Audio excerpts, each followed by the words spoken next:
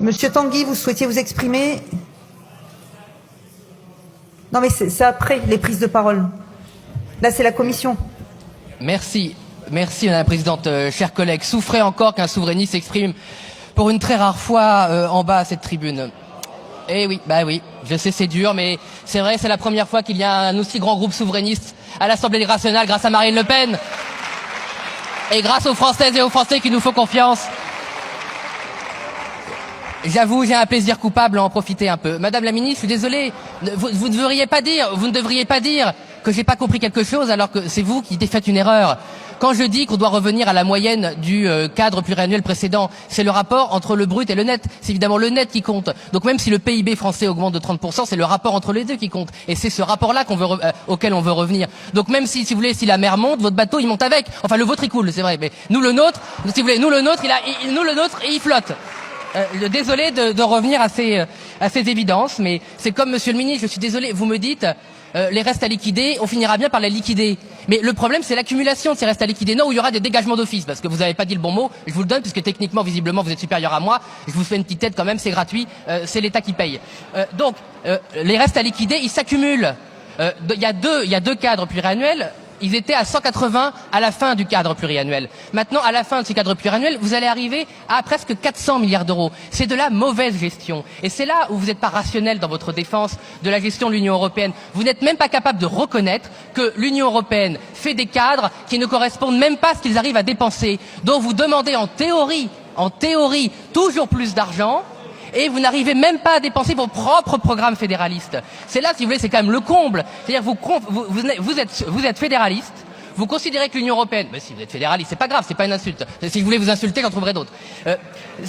Vous demandez toujours plus de programmes, vous demandez que l'Union européenne s'occupe de toujours plus de choses, et vous n'êtes même pas capable de dépenser et d'exécuter vos propres programmes. C'est ça qui est complètement surréaliste, et vous n'arrivez même pas à discuter rationnellement de ça. Les rabais, Madame la Ministre.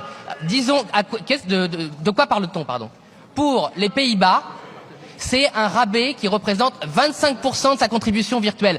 25% de sa contribution virtuelle. Pour la Suède, c'est 30% de sa contribution virtuelle. Donc vous voyez, vous dites oui, ça a été négocié, c'est les chiffres du rapport. Alors il a été voté par, y compris les macronistes, alors ce serait compliqué. Madame la Ministre, ce que nous vous reprochons, à vos prédécesseurs, et d'ailleurs vous étiez, je crois, dans la négociation du précédent cadre pluriannuel. Alors vous pourrez témoigner à ce micro, avez-vous défendu un rabais pour la France? Vous ne l'avez pas fait. Vous n'avez pas défendu de rabais pour la France. Vous avez laissé l'Allemagne demander un rabais de 7%, l'Autriche de 14%, le Danemark de 9%, les Pays-Bas de 27%, la Suède de 31%, un rabais moyen de 12,3%. Et non seulement vous n'avez pas demandé de rabais, mais vous avez accepté que la France paie 1,5 milliard d'euros par an pour attribuer au rabais des autres. On n'est pas d'accord, voilà. Nous ne sommes pas d'accord. Et je ne vois pas en quoi accepter de payer pour les autres est fédéraliste ou favorable à la construction de l'Union européenne. Ça ne l'est pas. La réalité, c'est que comme la France est en déficit depuis 50 ans, votre seul moyen de peser collectivement dans les négociations européennes, c'est de toujours payer plus. Toujours payer plus. C'est votre seul moyen d'influence, c'est de dépenser un argent que vous n'avez pas. Ça, c'est votre grande stratégie. On ne l'accepte pas.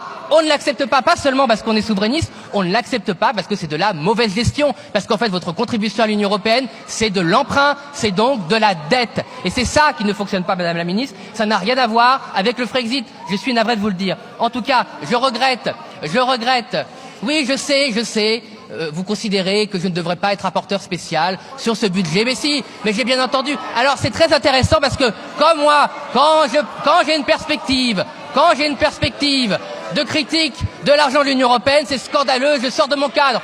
Quand la collègue Le Grip est fédéraliste et insulte le Rassemblement national, elle est dans le cadre. Quand tous les macronistes ou autres sortent de leur cadre, c'est normal. En fait, vous ne supportez pas une autre perspective sur l'Union européenne. Et vous ne la supportez pas tellement que ce soit le collègue Morel, que ce soit le président Coquerel, que ce soit le Rassemblement national ou nos amis de l'UDR, vous considérez que toute critique de votre perspective, c'est du Frexit. Eh bien non, il y a un autre chemin entre la soumission à Bruxelles et le Frexit. C'est ce que propose le Rassemblement national, ne vous en déplaise. En tout cas...